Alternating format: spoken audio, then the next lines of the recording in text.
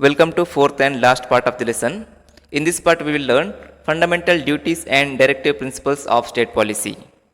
Fundamental rights and fundamental duties are called different faces of the same coin.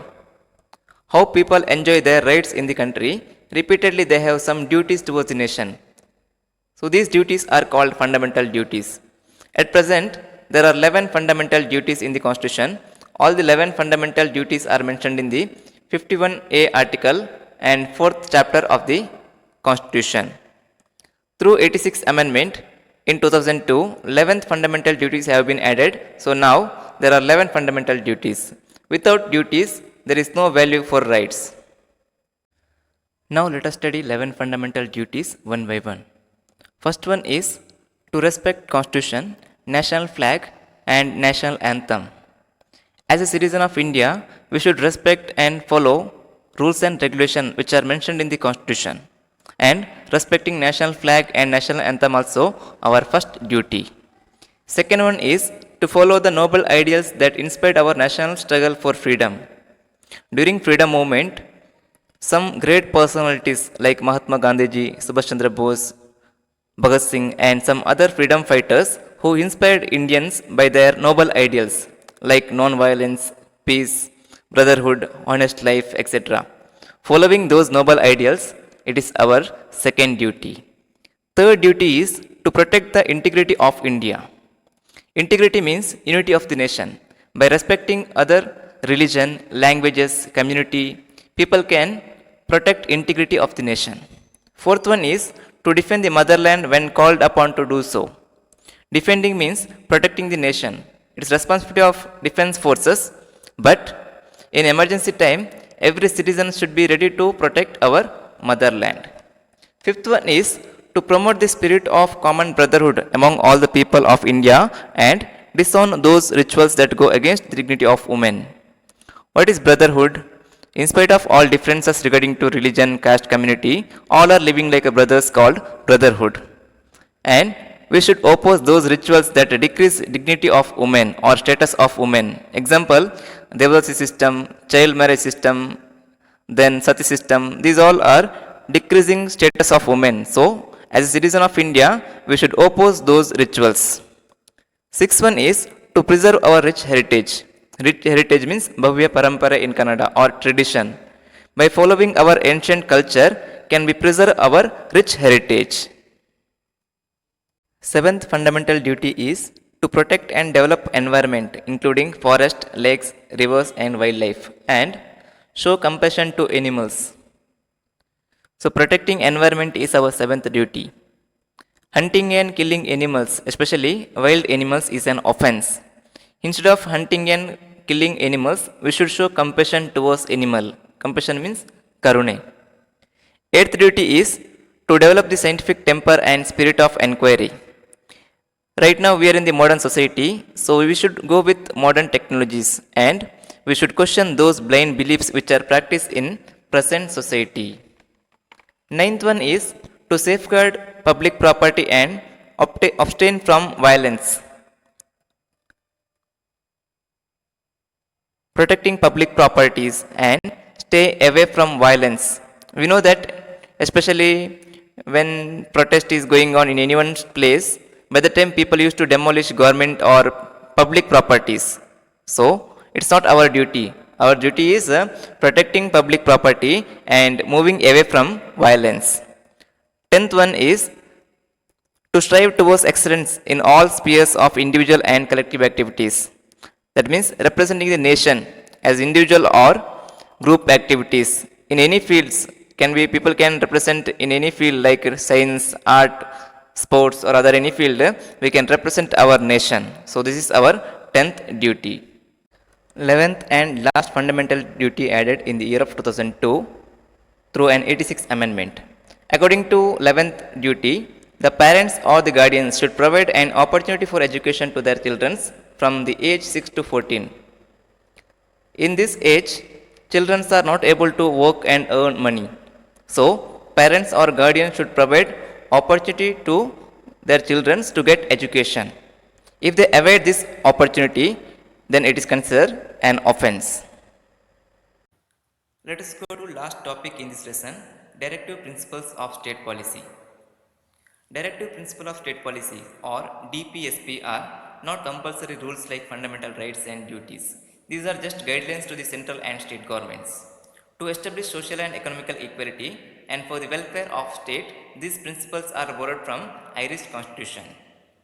Chapter 4, Article number 36 to 51 explain about 14 directive principles of state policy. Among these, few principles encourage Mahatma Gandhiji dreams, so it's also called Gandhian ideals.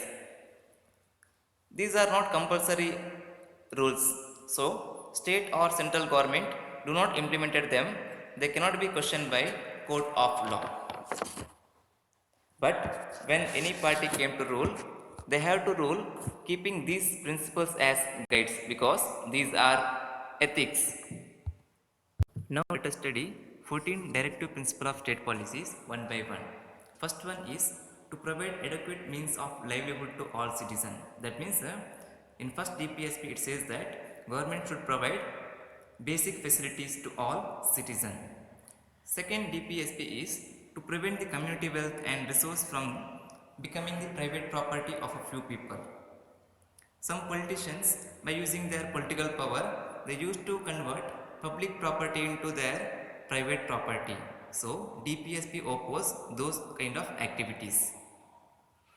Third one is to provide equal pay for equal work to both men and women and to protect labor welfare. In third DPSP, it encourages social and economical equality between men and women. That's why it says that both should get equal pay for equal work. And also it tries to protect labor welfare by giving particular time limit for work and minimum salary. Fourth one is to provide public assistance to those who are old, sick and weak or helpless people. According to 4th DPSP, government should provide help to those who are old, sick and weak or helpless people. Sick means unhealthy people. In 5th DPSP it says that to implement a uniform civil code throughout the country. But already this is implemented. We have same kind of civil code all over the country. Sixth one is to provide opportunities for development of health and preschool education to all children below 6 years. According to 6th DPSP, it says that government should provide proper health and preschool education to children those who below 6 years age. 7th DPSP says that government should protect historical monuments and historical places.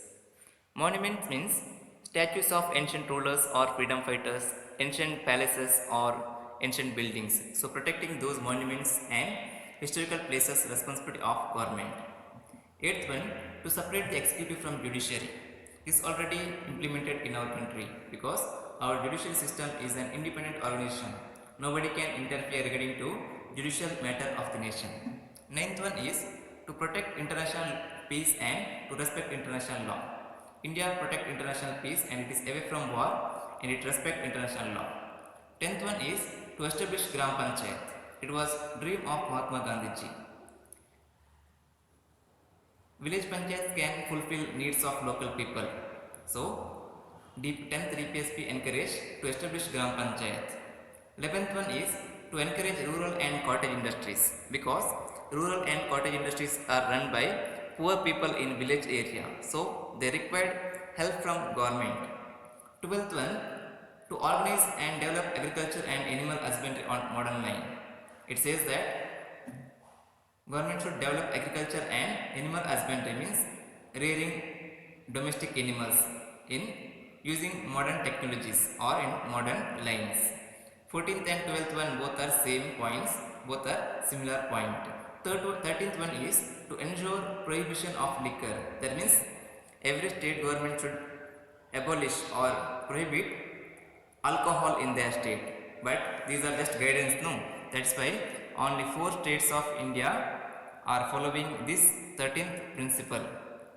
They are Gujarat, Bihar, Mizoram, Nagaland and one more is Lakshadweep comes under Union Territory. Other states are having alcohol in their state because these are not compulsory rules, just guidance. What type of guidance? Ethics or moral principles. 14th one is same like 12th one, to ensure development of farming based on scientific method. That means developing agriculture using modern or scientific materials. Fundamental rights and duties are related to an individual, but directive principle of state policy is related to a whole community. So its aim is to establish holistic development in India. Holistic development means development of whole nation. Look at there. At the end, some fill blank questions are there in your textbook. Now let us try to answer those fill blank questions. First question is, the law which governs the state is dash. Answer is Constitution. Second question, the meeting of new Constituent Assembly was held on dash. 9th December 1946. Third question, the chairman of the drafting committee of the Constitution was dash. Answer is Dr. B.R. Ambedkar. Fourth question, our Constitution provided for a dash system of government. Federal system of government. Answer is Federal system of government. Fifth one is, the state where people enjoy sovereign power is called dash. Democratic Republican countries. Democratic Republican country.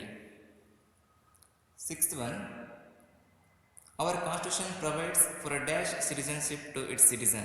Answer is single citizenship.